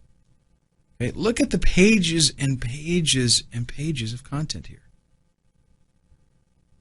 So, and that's what you're going to find with any of these. They don't make a category for stuff that they're not going to put a whole bunch of content in there about. Okay, camping. Check this out. Bam, it's going to go on and on and on. This is bigger than the tennis list. Look at this. I'm not even a third of the way through. All these articles. If that is a huge niche. So these are tons of ideas for you. Okay, just if you don't have any hobbies and you really don't care what you do, just start at the top of the list and work your way down. You know what I'm saying? I mean, just go for it. Okay, so that is about.com, and we can use that to get some niche ideas. Let's head back to the presentation and look at some other options. We can also check out Alexa.com and look at their top 500 sites. Why would we want to go to Alexa? What is Alexa? Maybe you don't know. Alexa is a site that basically does research on other websites and ranks them. So how popular the site is. So if you look at a top 500, those are sites that everybody's going to, right? So if you look at the top 500 sites, you're going to get some niche ideas, some things that people are totally interested in. Let's take a look. Here is Alexa.com. And again, it's pretty neat what they do. Like if I type in YouTube and I click search, what you're going to get is a whole bunch of stats on YouTube.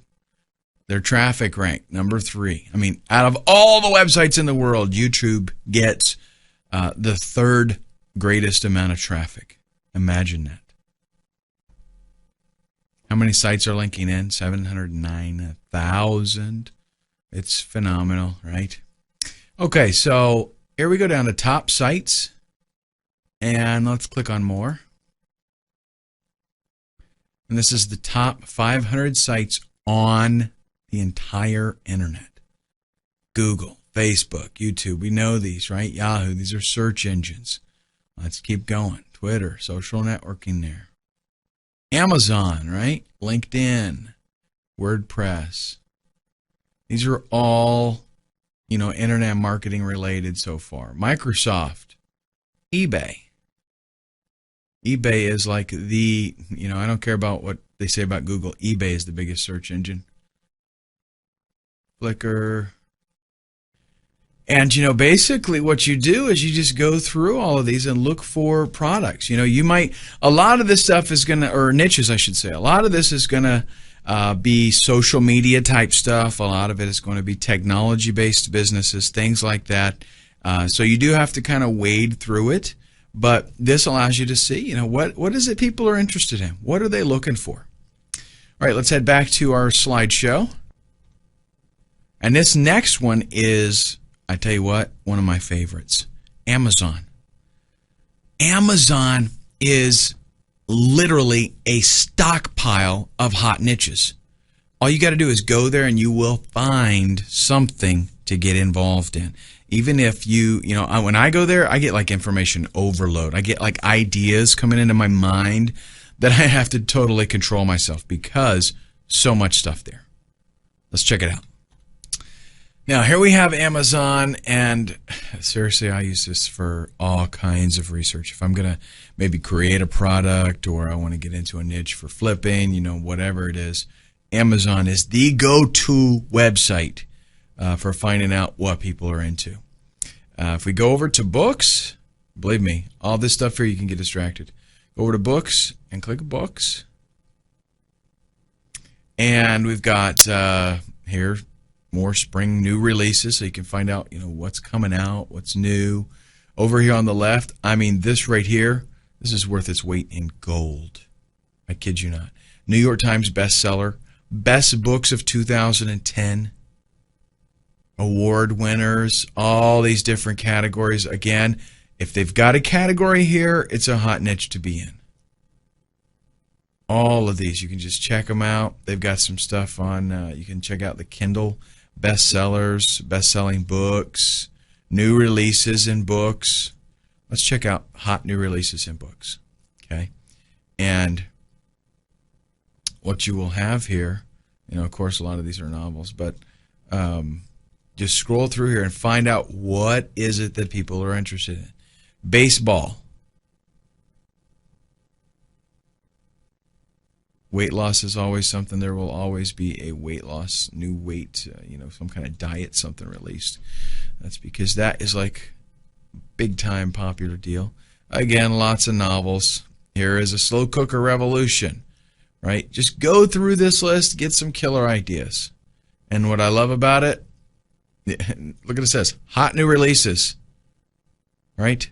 What I love about it is this is going to constantly be updating. If you go and set up a site based on a niche and get everything running and list it, by the time you're done with it, come back here and there'll be new stuff. Something else that you can start on. Okay, but again, just go to books and look at these categories. Outdoors and nature. And a lot of times you'll get categories and then you'll get subcategories. Look over here. Now we're doing bird watching, conservation, hunting, nature writing, all these different things. So you can get very, very specific and laser targeted if you want. Okay, excellent tool. Amazon.com. Use it, folks. Let's take a look at our presentation. We'll look at the next option.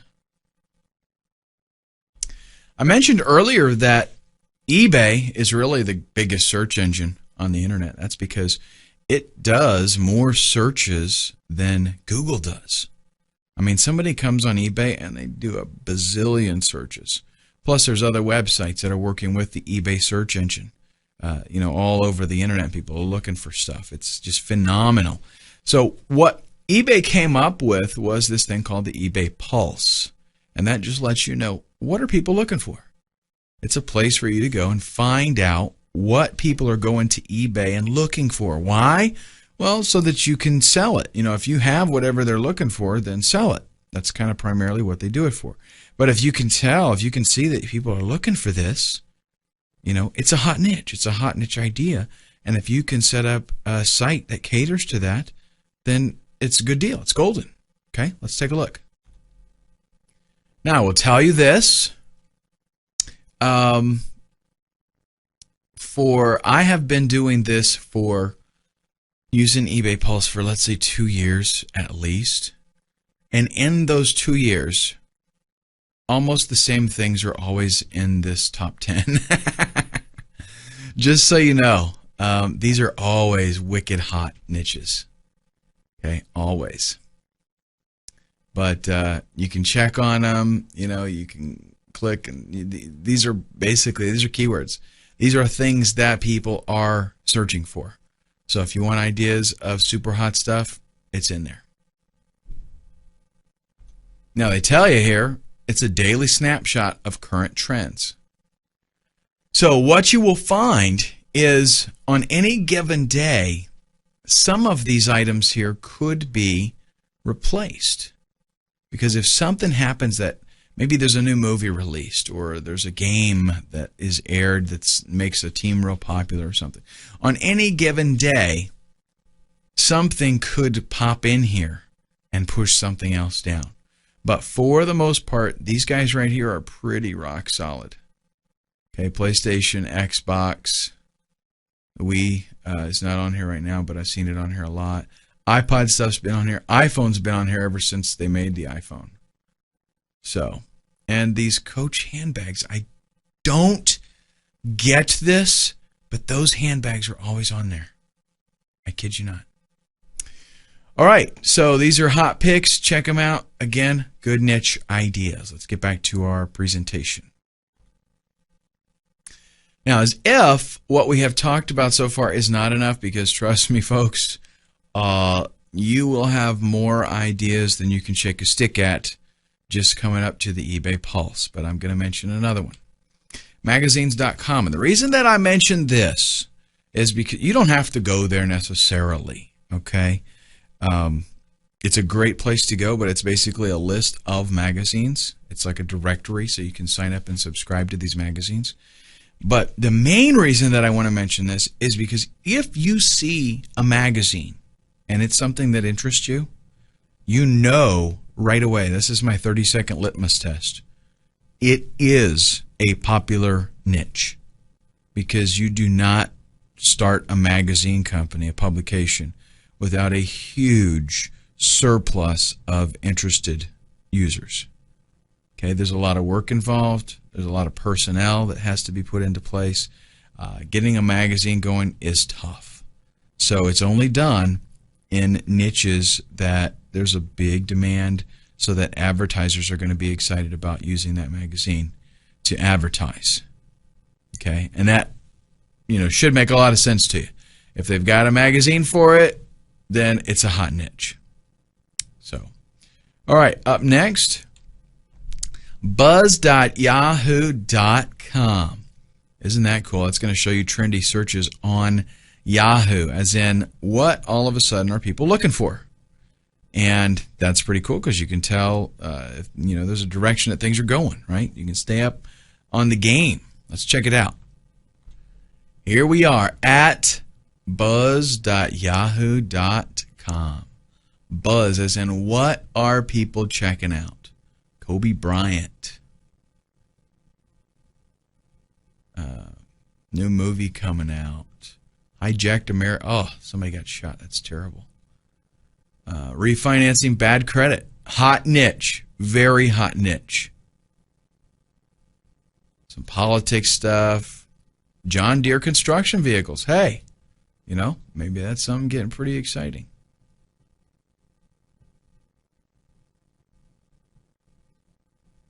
So anyhow, we've got 1 through 15 of 41. I'll just check out the next page, and then we will move on.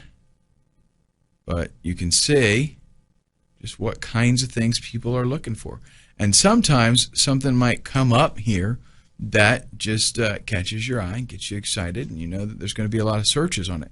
And when there's a lot of searches on something, let's say that a trend starts, right? and people are looking for something quite a bit. If you check this out and you stay on top of it and you catch that trend early and you set up a website with the appropriate keywords and content, Google's going to love you. Search engines are going to adore you.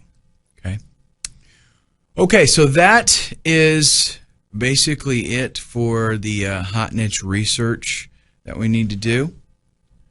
And again, trust me, with these tools, you will have no shortage whatsoever of hot niches that you can get in. And you can know, if you found something with these tools, you know it's going to be a hot niche. Absolutely. All right, up next, we're going to start with our keyword research. I'm going to go over some tools that you're going to be using and the kinds of things that we're looking for. Fortunately, what we're going to be doing actually can be laid out, in a step-by-step kind of process. And it's something that really one person can do fairly quickly, as a matter of fact. I would say probably the first time you do this, it'll take you a weekend.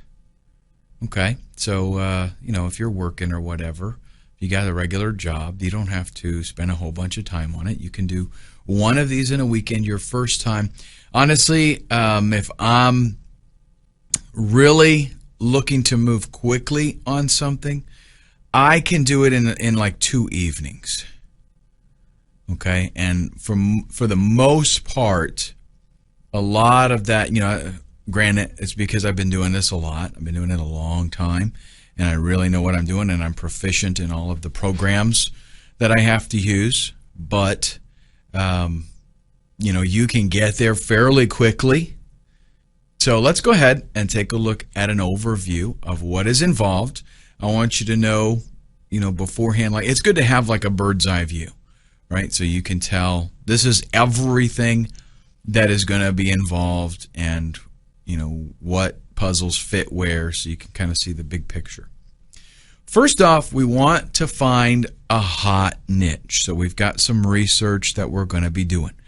I'm going to show you tools that you can use, places that you can go where you can find out what people are looking for, because this is probably the single most important thing that you do. Okay, and really in any internet marketing type business, but in this especially, is you've got to find what people want. Let me tell you a quick story. If you go out and find something that you think is really cool, but nobody else is interested in it, you're going to spend a whole bunch of time putting together something that is going to be worthless. Okay, and let me tell you the story to illustrate it. If you go out and go fishing, and I don't do a whole lot of fishing, okay? I used to when I lived in Florida. I did a lot more fishing. I don't do so much now, but I do know this about fishing. You do not go into your tackle box and find just what your favorite lure is and throw it out in whatever water you see and expect to do good with it. Okay, because there are certain kinds of bait and lures that work for certain kinds of fish. There are certain places where those certain kinds of fish hang out. There are certain times of the day that you want to be there. All of that comes into play to help you select what it is that you're wanting to target and how you will target it. Right? You don't go out and pick the lure first and then hope for the best in the water. You say, okay, I'm going crappie fishing, or I want catfish, or I'm going to try to get some trout or sailfish. You're going to pick what it is that you're looking for, and then you will tailor everything around that. So, do you go out and just find some water and whatever fish happens to be there, that's great? Not really. Not if you're really wanting to. If you're just wanting to waste an afternoon and relax, then that's fine. But if you're wanting to fill an ice chest full of fish, I used to have a friend that was an avid fisherman.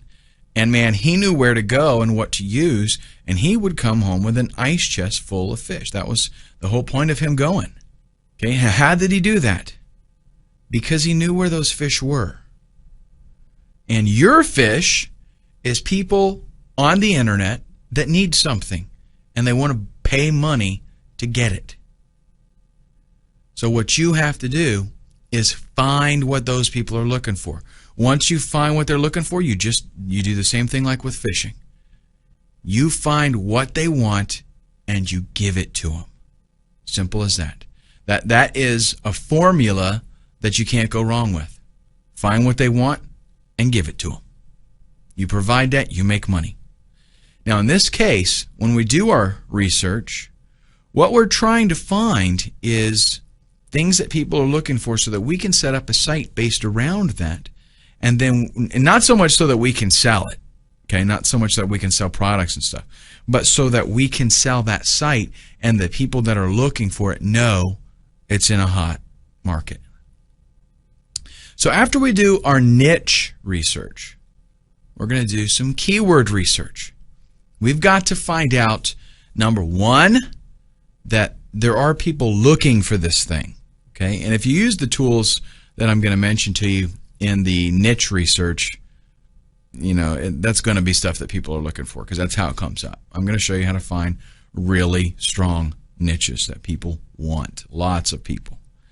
But in our keyword research, we want to make sure that, yes, a lot of people are searching for it, and two, we want to try to find out if people are willing to pay money for advertising with those keywords. We want keywords that people are buying so that we can see, yes, this is a profitable niche. There are some niches that are really, popular, but it's hard to make money at them. We don't want that. We want something where people are showing that, hey, I'm making money at this because I'm spending money on advertising.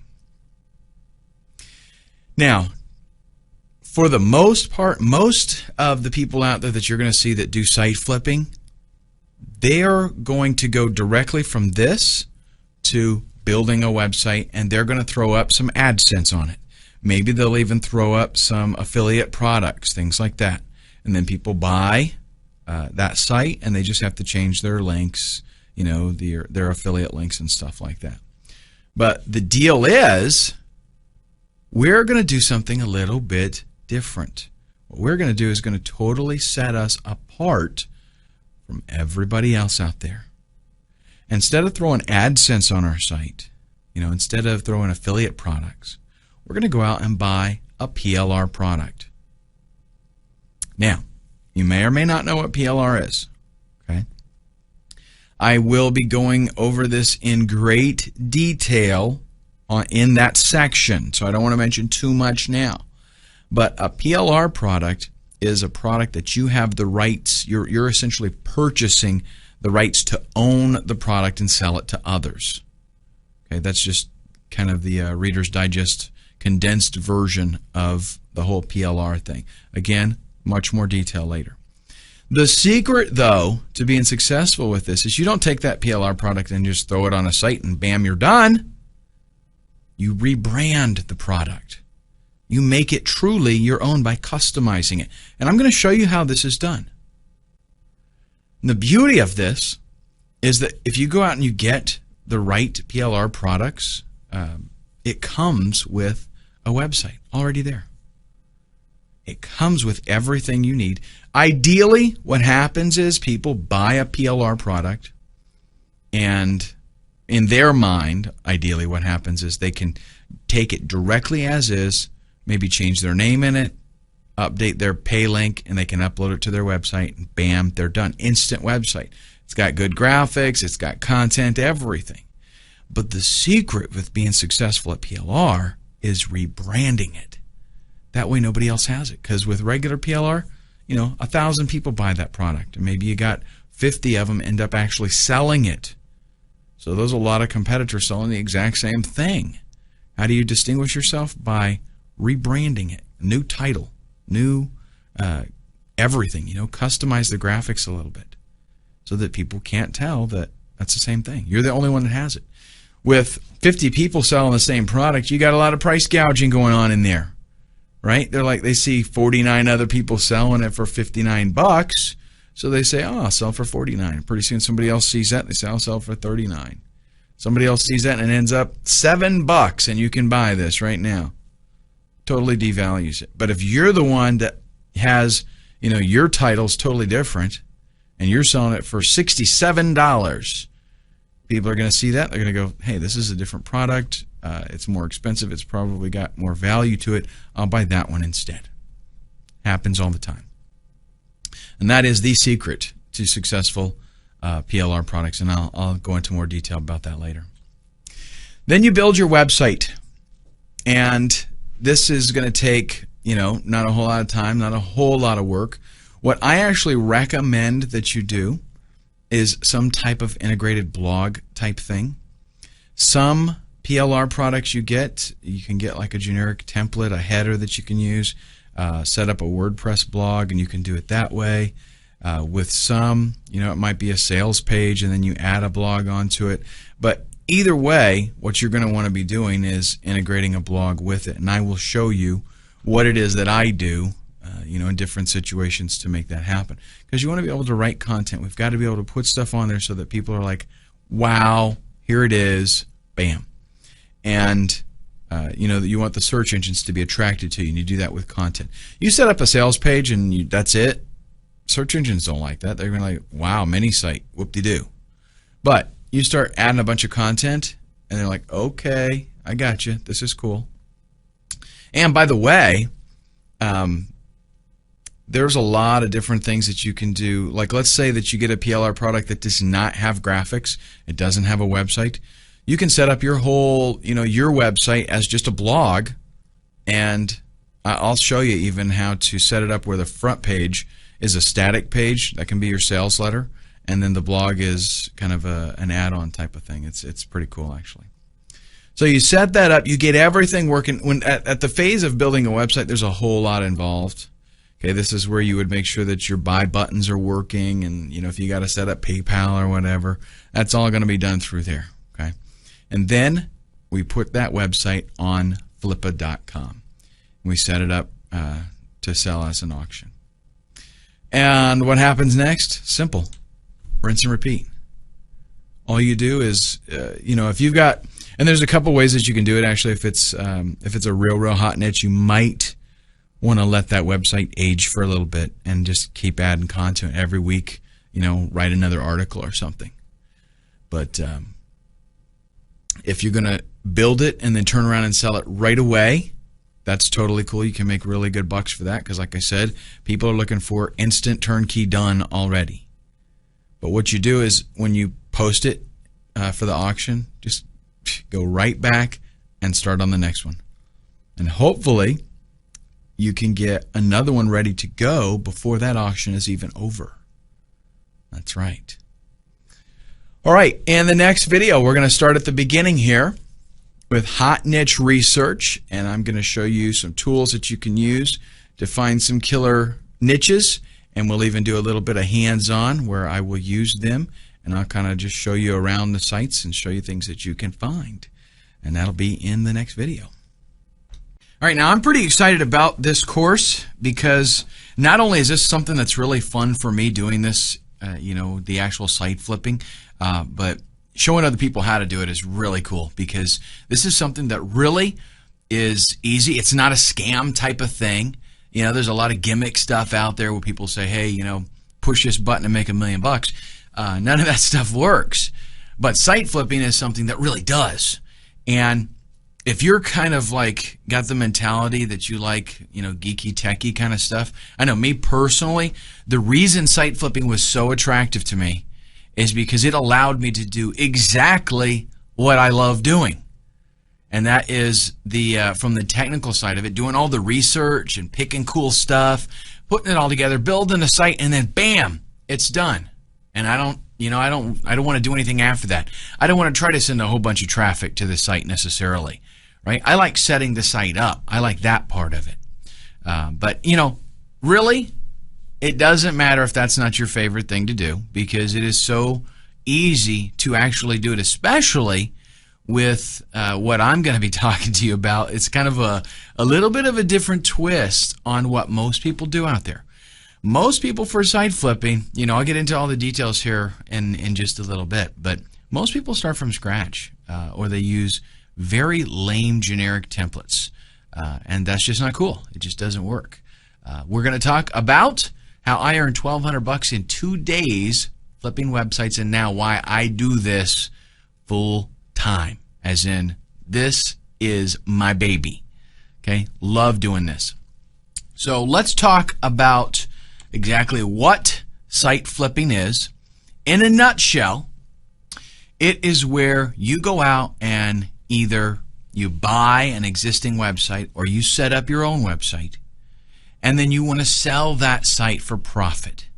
So your goal is get the site and then sell it to somebody else and make some money. The way that you do that is by improving on the site. You have to give it more value. You have to make it worth something.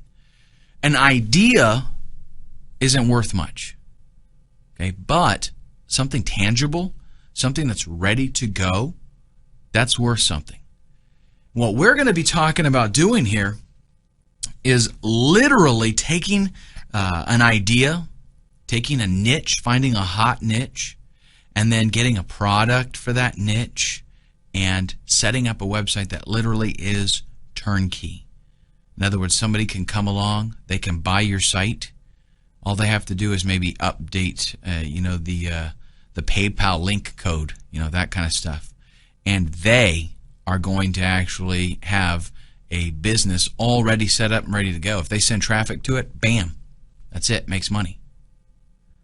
Okay, really, and believe it or not, this is pretty simple to do. And the reason that it's so cool is because a lot of people, there's a lot of newbies out there, and there's also a lot of people that maybe they're not newbies, but they don't want to, mess around with all the technical stuff. And what they end up usually doing is outsourcing it. They end up outsourcing somebody to set up their website. They outsource somebody to create content for them. They outsource somebody to, connect all the dots and make it where it actually works and does something. And then they send traffic to it. Well, what you're doing is you're saying, hey, I'm just going to do all that for you for one price. You just pay. This is already done. You don't have to wait and screw around with waiting for people to contact you and telling them how to do this and that, and waiting. You gotta. That's one thing about outsourcing. You got to coordinate everything with everybody, right? Because you got a guy doing graphics, you got a guy writing content, you got a guy doing the web programming and all that kind of stuff. Forget it. You're providing something that is ready to go, turnkey. They buy it. Like I said, all they do is update their payment information on the site, and bam, done deal.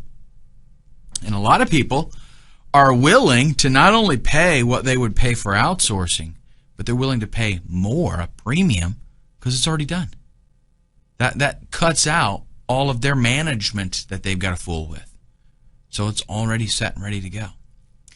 Now, we're going to be focusing on Flippa. There are other sites that you can use if you want to, but the reason that we're focusing on Flippa is because it is a huge site.